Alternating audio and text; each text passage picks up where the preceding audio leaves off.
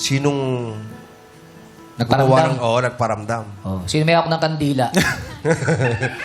Sino nagunang paramdam? Ikaw ba, Si Ote? Otep, naghihiya. Si Joseph po. Si Otep po. Si Joseph.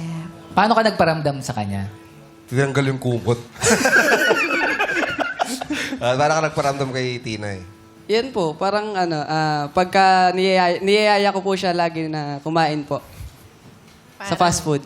Niyayaya mag-date. Date na o parang friendly date pa lang yun? Parang friendly date pa lang po. Pero alam ni Tinay na nililigawan mo siya. Hindi po. Ay, Pasimple lang muna.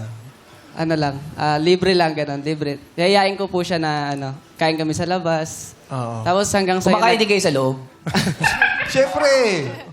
Nasa loob. Kasi magastos si puro kain ka sa labas. Ibig sabihin, i-invite ka ba sa bahay ni Tinay o sa bahay ni Ote para maliwas gastos? Ganon.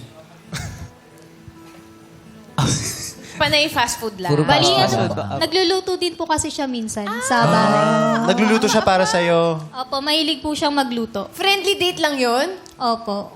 Ano yung mga niluluto niya? Mahilig po siya magluto ng sisig po tsaka adobo po. Uy, sarap. May atay yung sisig mo, may atay. Minsan po. Yung adobo Minsan mo wala. masarsa?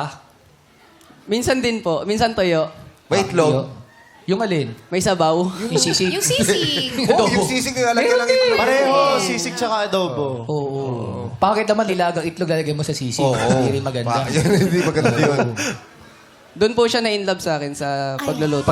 Wow! Iba ka sa Ote! Dire-diretso At saka talaga sinabi niya.